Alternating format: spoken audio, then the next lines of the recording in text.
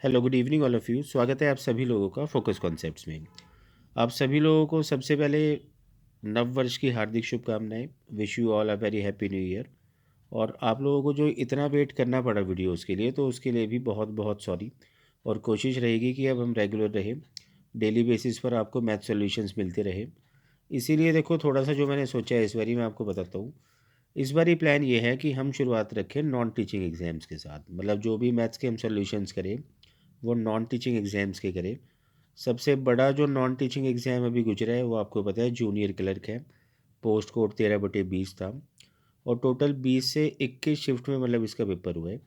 कुछ शिफ्ट मेरे पास है, जैसे कि एक 16 नवंबर 2021 की आज हम सॉल्व करेंगे, मॉर्निंग शिफ्ट। इसके अलावा भी 2-3 शिफ्ट मेरे पास है। बाकी अगर किसी बच्चे के पास और भी शिफ्ट हो तो वो मुझे भेज सकते हैं मेरे व्हाट्सएप नंबर पर, ताकि मैं उनको भी सॉल्व करा सकूँ।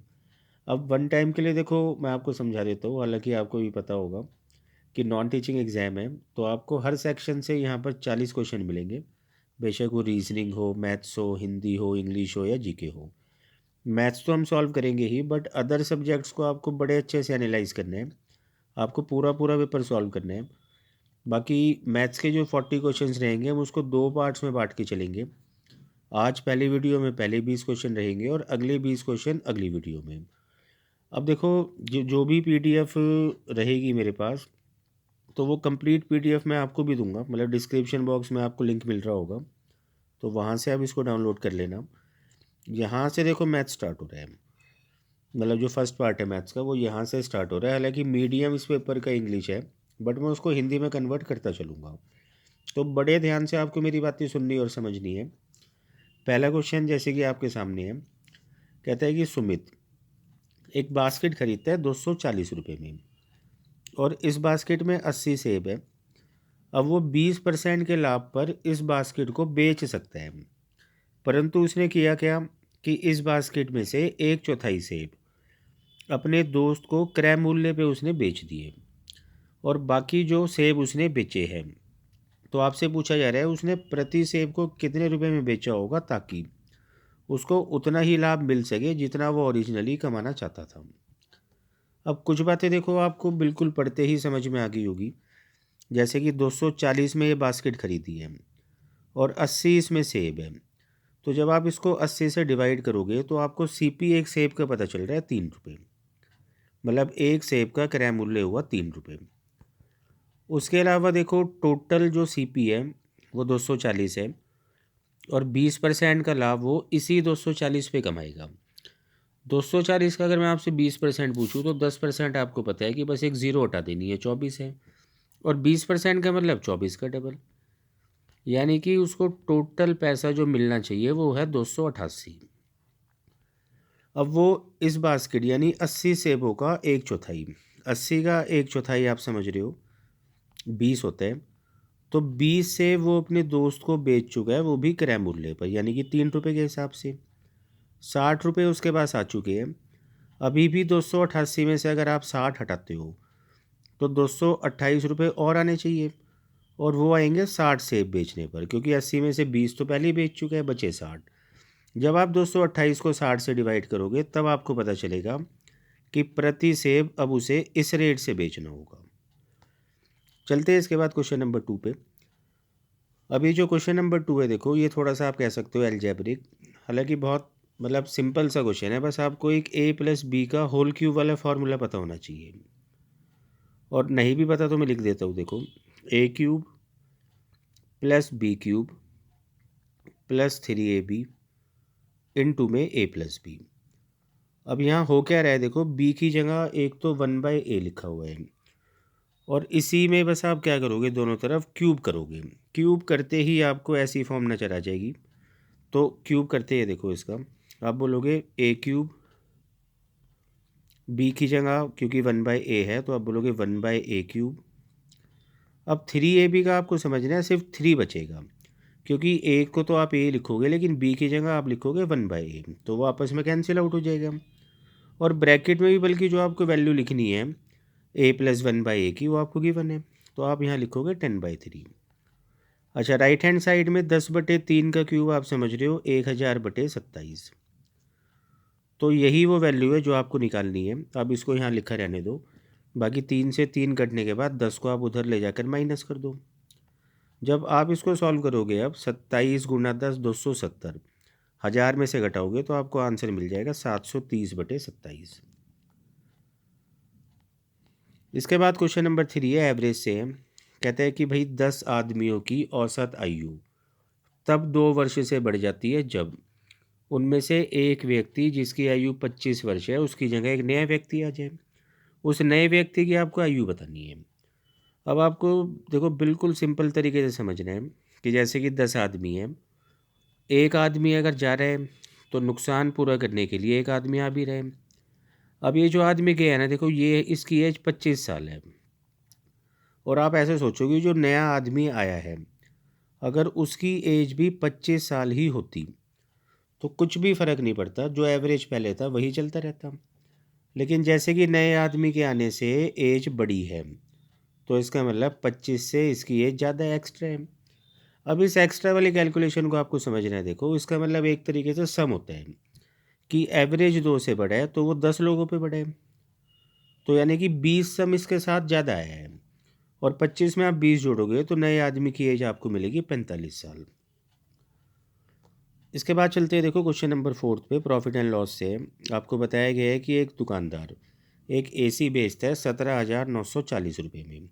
हालांकि उसने 8% का डिस्काउंट दिया था और उसके बाद भी उसने 19.6% का लाभ कमाया। अब आपसे पूछा जा रहा है कि अगर वो कोई भी छूट ना दे, कोई भी डिस्काउंट ना दे, तब उस केस में उसका प्रॉफिट परसेंट क्या होगा। देखो एक तो आंसर पूछा जा रहा है परसेंटेज में, इसलिए आप इसको तो यूज़ करोगे ही नहीं, इसलिए बिल्कुल इसको काट देते हैं।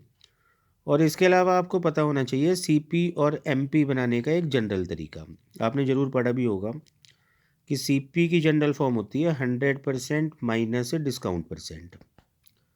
उसी तरीके से मार्क्ड प्राइस जनरल फॉर्म में होता है 100% प्लस प्रॉफिट परसेंट, या फिर अगर लॉस होता तो आप समझ रहे हो यहाँ पर आप माइनस लॉस परसेंट लिख देते हैं। खैर यहाँ पर प्रॉफिट है तो प्लस प्रॉफिट परसेंट लिखा रहने देते हैं। अब डिस्काउंट 8 है, 100% माइनस 8%, 92%, जिसे आप 92 भी लिख सकते हो। मार्क्ड प्राइस 100 प्लस 19.6 यानी कि 119.6। अब अगर कोई डिस्काउंट नहीं मिलेगा तो उस वस्तु को बेचा जाएगा मार्क्ड प्राइस पे, और मार्क्ड प्राइस पे बेचने का मतलब है इतने रुपए में बेचना। तो सीपी आपके सामने है, एमपी आपके सामने है, मतलब एसपी आपके सामने है। तो इनका डिफरेंस जब आप करोगे तो आपको पता चलेगा कि न्यूमेरिकली तो प्रॉफिट होगा 27.6 का, बट अगर परसेंटेज में बात करी जाए तो आपको प्रॉफिट परसेंट निकालना आता है प्रॉफिट अपॉन सीपी, यानी 92 इंटू 100।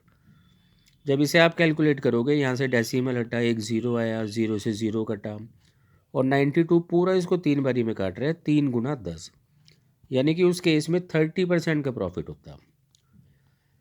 इसके बाद क्वेश्चन नंबर 5 है, आपको एक एक्सप्रेशन दे रखा है इस फॉर्म में, ए की पावर एन प्लस बी की पावर एन।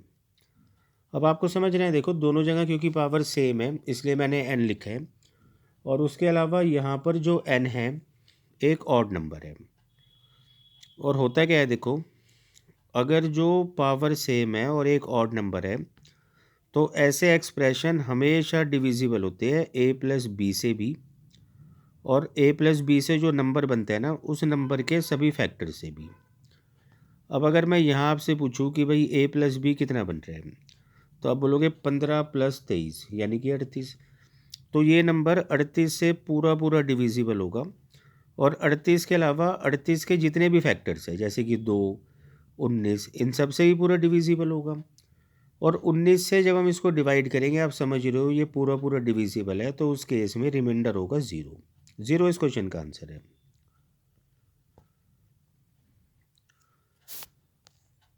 इसके बाद देखो क्वेश्चन नंबर 6 है, और ये क्वेश्चन नंबर जो 6 है तो आप कह सकते हो कि ये थोड़ा सा मतलब थियोरेटिकल क्वेश्चन है। एक सेकंड, देखो यहाँ आपको बता रखा है कि दो नंबर्स है जिनका HCF 18 है और LCM 136 है।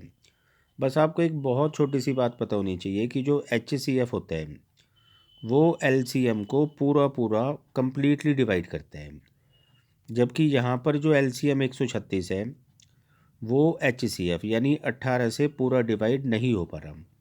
तो इसका मतलब है कि ऐसे दो नंबर हो ही नहीं सकते, ऐसा कोई जोड़ा होता ही नहीं है।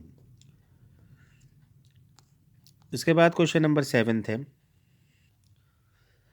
प्रॉफिट एंड लॉस से क्वेश्चन है। देखो कहता है कि एक रिटेल मतलब जो रिटेल प्राइस है कूलर का, रिटेल प्राइस का मतलब होता है जिस रेट पर ग्राहक सामान खरीदते हैं। तो 2530 रुपये इसका रिटेल प्राइस है। हालांकि शुरुआत जो है देखो मैन्युफैक्चरर से हो रही है, यानी निर्माता से। तो निर्माता ने इस कूलर को जो बेचा है वो 10% लाभ पर बेचा है। और किसको बेचा है? होलसेलर को। उसके बाद होलसेल डीलर ने इसे 15% के लाभ पर रिटेलर को बेचा है, यानी दुकानदार को। और बिल्कुल एंड में दुकानदार ने कस्टमर को बेचा है 25% प्रॉफिट पर। तो आपको जैसे कि लास्ट वाला कॉस्ट प्राइस कस्टमर का तो गिवन है, और सबसे शुरुआती वक्त जो आदमी है ना मैन्युफैक्चरर, उसका सीपी पूछा जा रहा है, उसका क्रय मूल्य पूछा जा रहा है। तरीके देखो बहुत सारे इस क्वेश्चन को करने के। एक आसान तरीका मैं आपको समझाता हूँ।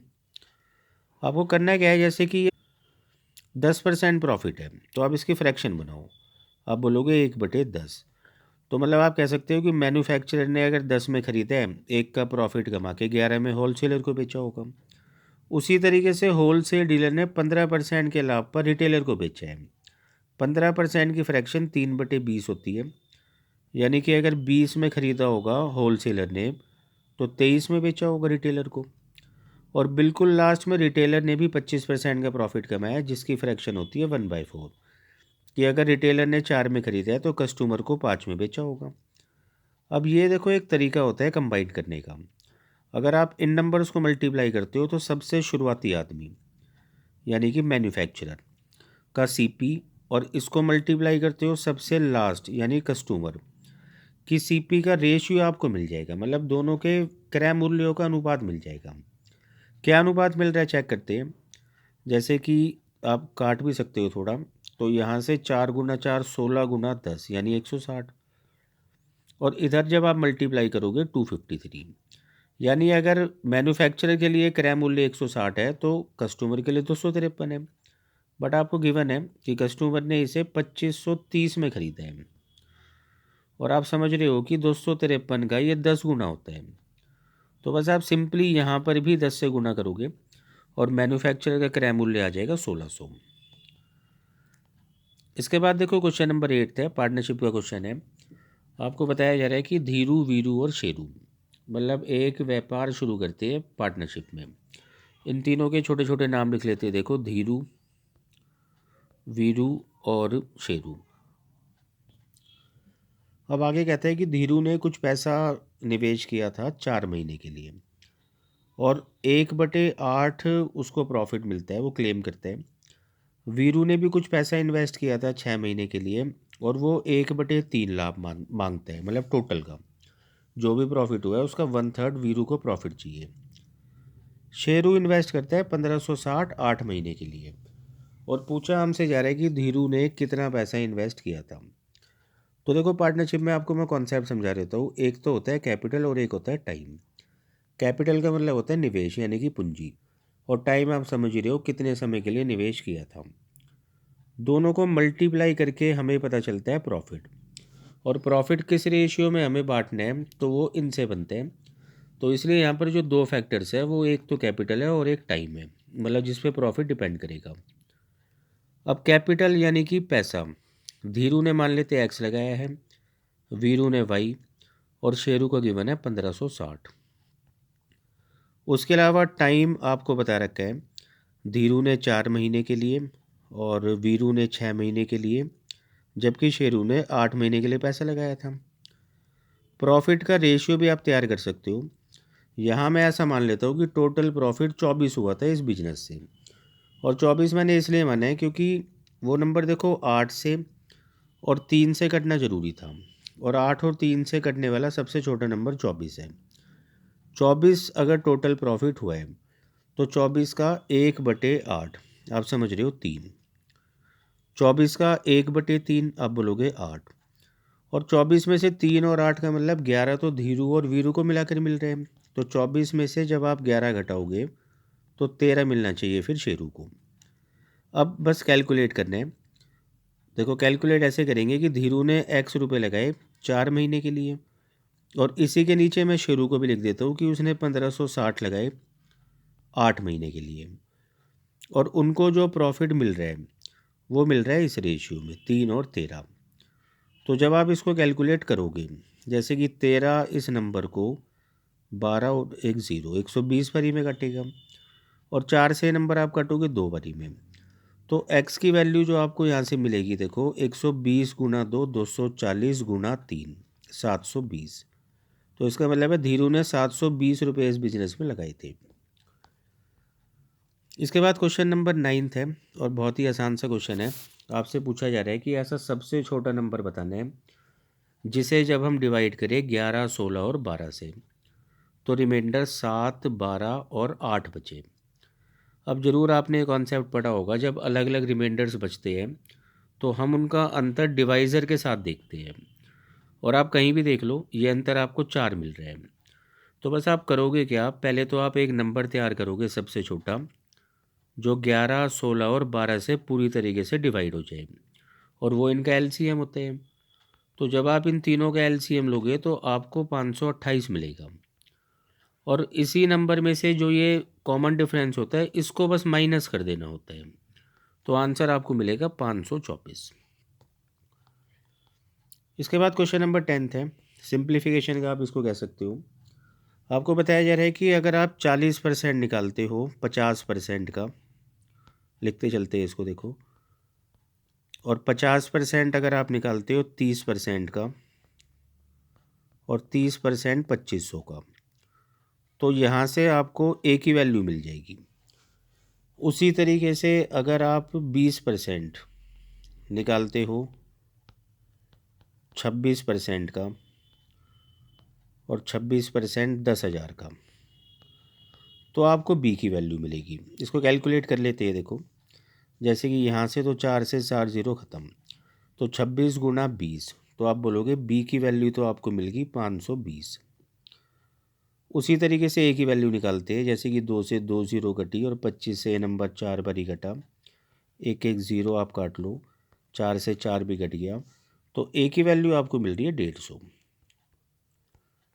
अब आपसे पूछा, देखो ये है B% ऑफ 20% ऑफ ए, तो B% का मतलब होगा 520%।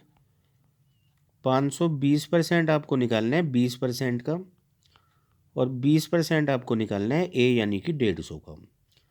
तो जब आप यहाँ से इसको कैलकुलेट करोगे, 50 से 3 बारी कटा, 2 बारी, 2 से 2 कटा, तो 52 गुना 3 यानी कि 156 मिलेगा आपको आंसर।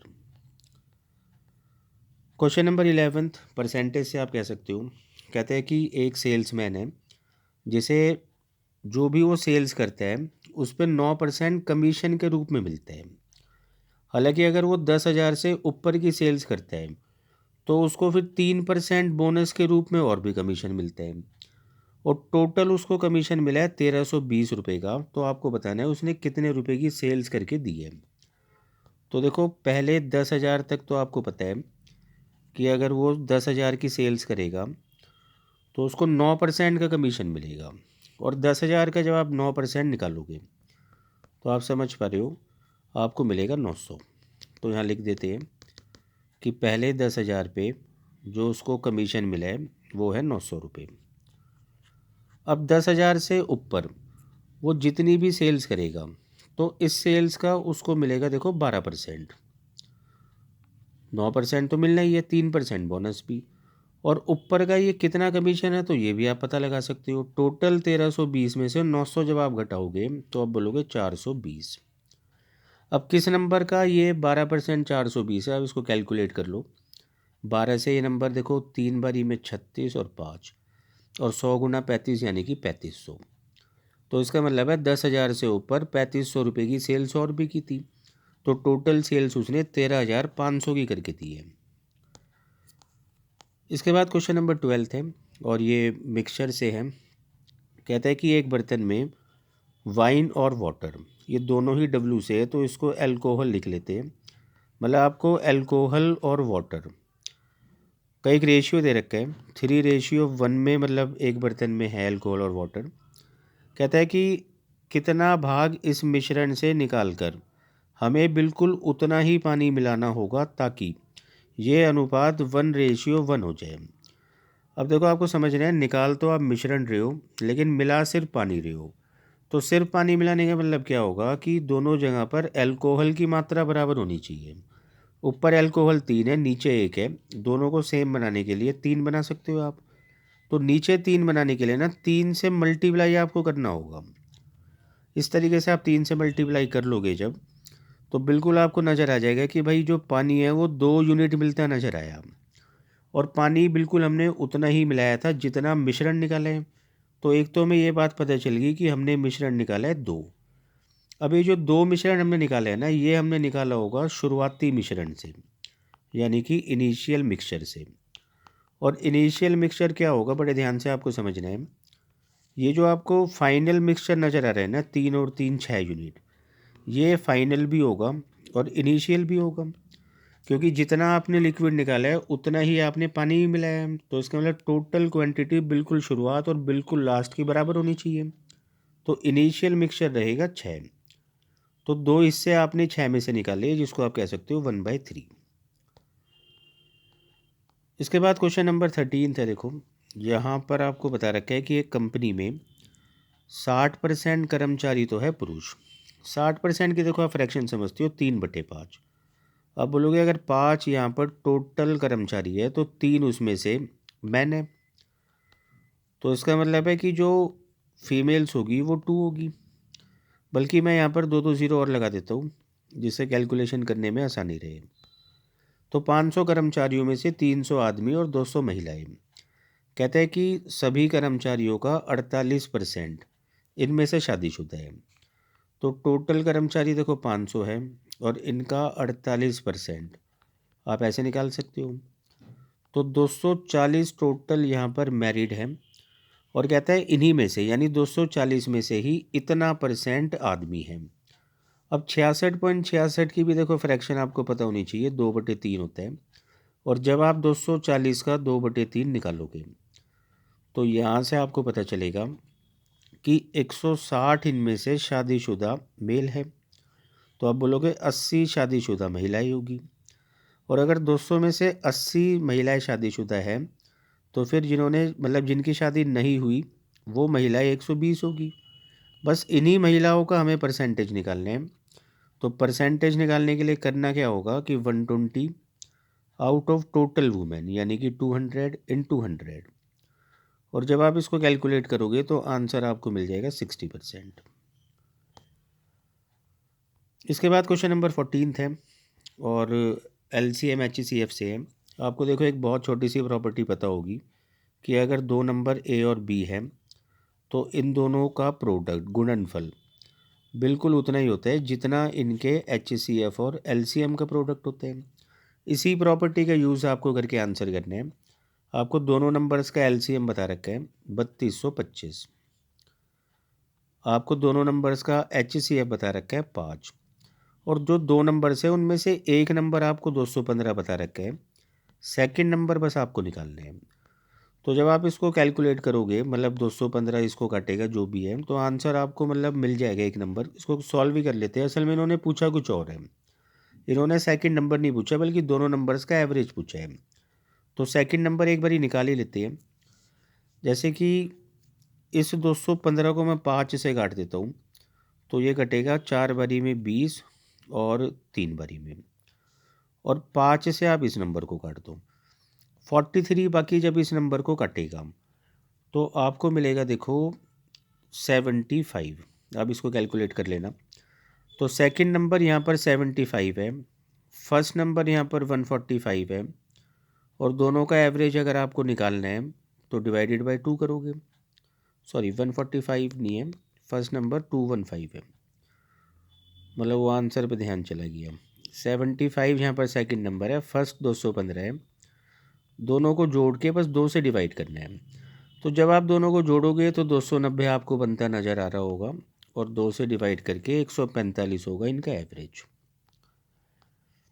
इसके बाद क्वेश्चन नंबर 15 था। बिल्कुल आसान क्वेश्चन है। देखो, कहता है कि इन चारों संख्याओं में कौन सी वो संख्या है जिसे हमें जोड़ना होगा ताकि ये चारों नंबर समानुपाती हो जाए। अब समानुपाती का क्या मतलब होता है कि अगर 4 नंबर्स हैं तो 4 में से जो रेशियो बन रहा है पहले 2 नंबर्स का वही रेशियो बनना चाहिए आखिरी 2 नंबर्स का, तब जाकर हम बोलेंगे कि ये चारों नंबर्स समानुपाती है। अब ज़्यादा अच्छा है कि अगर आप इस क्वेश्चन को ऑप्शन से कर लो, जैसे कि आंसर आपको नज़र आ ही रहे 2, तो मैं सब में 2 जोड़ लेता हूँ एक बारी, और 2 जोड़ने के बाद आपको नज़र आ रहा होगा नंबर्स बनेंगे 11, 44, 5 और 20। अब आपको चेक ये करना है कि क्या इन दोनों नंबर्स का और आखिरी दोनों नंबर्स का सेम रेशियो बनता है या नहीं। तो आप बिल्कुल देख पा रहे हो इनका भी 1:4 ही बन रहे हैं और इन नंबर्स का भी 1:4, तो इसलिए बिल्कुल आंसर रहेगा 2। इसके बाद देखो क्वेश्चन नंबर 16 है, मतलब बिल्कुल आसान क्वेश्चन है ये भी। आपको 3 डिस्काउंट दे रखे हैं, तीनों सक्सेसिव डिस्काउंट है, 20, 15 और 10, और पूछा जा रहा है हमसे कि ये तीनों डिस्काउंट मिलाकर अकेले कितने % डिस्काउंट के बराबर होंगे। तो अगर जो 2 सक्सेसिव डिस्काउंट को कन्वर्ट करना है सिंगल डिस्काउंट में, तो एक फार्मूला हमने ये पढ़ रखा होता है, इसी फार्मूले को थोड़ा सा देखो ठीक कर लेना, x + y - xy/100, मतलब ये 2 सक्सेसिव डिस्काउंट्स को सिंगल डिस्काउंट में बना के देते हैं। तो इन तीनों में से आप कोई भी 2 वैल्यूज़ को उठा लो और यहाँ पुट करते हैं। तो मैं 20 और 10 को उठा लेता हूँ, तो x का मतलब 20 हो गया, y का मतलब 10 हो गया, -200/100, तो 20 और 10 30, 30 में से 2 गया 28। अब क्या करना है कि एक और डिस्काउंट बचा हुआ है 15, तो 28 और 15 को फिर से आप इसी फॉर्मूले में लगा लो, और जब आप इसको कैलकुलेट करोगे x की जगह 28, y की जगह आप लिखोगे 15 -xy, यानी कि 28 गुना 15, तो 420 मिलेगा आपको बटे 100। तो देखो 28 और 15 होता है 43, और जब इसमें से आप 4.2 को घटाओगे तो आंसर आपको बिल्कुल मिल जाएगा 38.8। तो बस यही इसका आंसर है। बाकी मैं जो पढ़ाता हूँ बच्चों को अपने यहाँ, तो मैं उनको याद कराता हूँ कि 20% और 10% को तो बिल्कुल ही याद रख लेना चाहिए कि ये दोनों डिस्काउंट मिलाकर 28% बनाते हैं। तो हो सके तो आप भी इसको याद रखना, तो उसके लिए मतलब अगर आप याद रखते तो आपका आधा काम हो जाता। इसके बाद देखो क्वेश्चन नंबर 17 भी आसान है, प्रॉफिट एंड लॉस से है। कहता है कि भाई एक वस्तु को 1625 रुपये में बेचने पर कुछ लाभ होता है, बिल्कुल उतना ही लाभ, मतलब जितना लाभ हमें हुआ है बिल्कुल उतनी ही हानि हमें तब भी होगी अगर हम इस वस्तु को 1435 में बेचें। मतलब बेसिकली क्या है, देखो 1625 और 1435 ये दोनों ही यहाँ पर सेलिंग प्राइस है, बट फ़र्क ये है कि इस सेलिंग प्राइस पे हमें प्रॉफिट हो रहा है और इस पर लॉस हो रहा है, और वो जो प्रॉफिट और लॉस हो रहा है ना वो बिल्कुल बराबर हो रहा है। तो इसका मतलब क्या होगा कि सीपी से जितना ज़्यादा ये नंबर होगा, आप समझ रहे हो, लॉस के केस में, मतलब लॉस के केस में सीपी बड़ा होता है, सॉरी, तो सीपी जितना छोटा होगा इस नंबर से, बिल्कुल सीपी से उतना ही ज़्यादा ये नंबर होगा। मैं दोबारा से एक बार रिपीट कर देता हूँ, क्योंकि लॉस और प्रॉफिट बराबर है, आप समझ रहे हो 1625 बड़ा नंबर होगा सीपी से क्योंकि प्रॉफिट का केस है, 1435 जो है ये नंबर सीपी से छोटा होगा क्योंकि लॉस हो रहा है। तो आप इसको कह सकते हो कि जितना बड़ा सीपी इससे होगा उतना ही छोटा इस नंबर से भी होगा। तो ऐसे में सीपी कुछ और नहीं है, इन दोनों का एवरेज है, सीपी बिल्कुल दोनों के बीचों बीच है। तो ऐसे क्वेश्चंस में आपको ध्यान रखना है कभी भी प्रॉफिट लॉस सेम है तो बस सीपी का मतलब, क्रय मूल्य का मतलब इन दोनों के एवरेज से होगा, और एवरेज आपको निकालना आता है 1625 + 1435/2। कैलकुलेट करने में बहुत आसानी से आपको मिल जाएगा 1530। इसके बाद क्वेश्चन नंबर 18 था, देखो प्रॉफिट एंड लॉस का, ये चौथा या पांचवा क्वेश्चन है। कहता है कि अंकित मूल्य जो है एक वस्तु का वो क्रय मूल्य से 60% अधिक है। 60% की फ्रैक्शन 3/5 होती है, तो यहाँ पर सीपी को आप कह सकते हो कि 5 होगा, और 3 उससे ज़्यादा होगा अंकित मूल्य यानी कि मार्क प्राइस। ये 5 मैंने सीपी लिखा है और 8 मैंने लिखा है एमपी। कहता है कि दुकानदार जो है M% का डिस्काउंट देकर वस्तु बेचता है और 2M% का प्रॉफिट भी कमाता है। बिल्कुल इसी पेपर में भी मैंने ऊपर डिस्कस किया था, CP बनाने का एक तरीका होता है और वो होता है 100% minus discount percent. Discount percent आपको बता रखा है M%। उसी तरीके से MP बनाने का जो तरीका होता है 100 प्लस प्रॉफिट परसेंट होता है। तो 100% के साथ जो प्रॉफिट यहाँ हुआ है ना, देखो वो 2M% है। आप यहाँ 2M% लिख लो। अब बस इसको सिंप्लीफाई करना है और आपको M की वैल्यू मिल जाएगी। क्रॉस मल्टीप्लाई जब आप करोगे तो आप लिखोगे 800 माइनस 8M, मतलब ये परसेंटेज लगाने की कोई ज़रूरत नहीं है। उसी तरीके से आप यहाँ लिखोगे 500 प्लस 10M, तो ये 8M इधर आकर जुड़कर हो गया 18M, और ये 500 800 में से घटकर हो गया 300। बाकी अभी जब इसको काटोगे 6 से 3 बारी कटा, 6 से 50 बारी, तो M की वैल्यू होगी 50/3, जिसको आप लिख सकते हो 16.66। इसके बाद क्वेश्चन नंबर 19 था। देखो आपको M रेशियो N की वैल्यू दे रखी है, मतलब M ratio N ratio P की वैल्यू आपको दे रखी है इतनी इतनी, और ये एक आपसे पूछा है, मतलब इसकी वैल्यू पूछी है। अब करो क्या, M की वैल्यू आप यहाँ से उठाओ। देखो आप बोलोगे E माइनस एफ। जब E माइनस एफ आप लिखोगे M की जगह, उसके साथ D भी है, आप ऐसे लिख सकते हो। N की वैल्यू आपको देखो कितनी मिल रही है, F माइनस डी, तो F माइनस डी को लिख लेते हैं, और इसकी मल्टीप्लाई भी हो रही है E के साथ। उसी तरीके से आपको P की वैल्यू मिल रही है, देखो D माइनस ई, और मल्टीप्लाई इसकी आपको करनी है F के साथ। तो बस इसको आप मल्टीप्लाई करो और आपको बिल्कुल आसानी से दिख जाएगा सिंप्लीफिकेशन होती हुई। तो मल्टीप्लाई करने से आपको मिलेगा DE minus DF plus E से मल्टीप्लाई जब आप करोगे तो आप लिख सकते हो EF minus DE plus DF minus EF। तो देखो DE प्लस का है, माइनस का भी है, minus DF plus DF plus EF minus EF, सब कुछ कैंसिल आउट हो चुका है, इसलिए आंसर रहेगा 0। सवाल नंबर 20। यहाँ देखो आपको बता रखा है कि अलीशा फिज़िक्स में 80% लेके आती है, केमिस्ट्री में 66% लेकर आती है, और इन दोनों विषयों के जो पूर्णांक है, मतलब ये जो पेपर थे ये 100 नंबर के हैं। तो इसका मतलब है कि 100 में से 80 और 100 में से 66। तो अभी तक 200 नंबर के दो पेपर्स मिलाकर जो हुए थे, तो उसका स्कोर 80 प्लस 66 यानी कि 144 बना। अब कहते हैं कि कितना परसेंट उसको मैथ्स में लेकर आना होगा, जो कि 200 नंबर का पेपर है। अच्छा, मैथ्स का पेपर क्योंकि 200 नंबर का है, तो टोटल 400 नंबर के पेपर उसके हुए हैं, और इनमें उसे 80% नंबर लाने हैं, मतलब टोटल मिलाकर। तो 400 का जब आप 80% निकालोगे तो आपको पता चलेगा कि एलिशा को लेकर आने थे टोटल 320 अंक इन तीनों विषयों में मिलाकर, और दो विषयों में उसके 144 नंबर हैं। तो 320 में से अब क्या करोगे, आप 144 को घटाओगे, और जब आप इसको घटाओगे तो ये आपको मिलेगा, देखो इतना 176।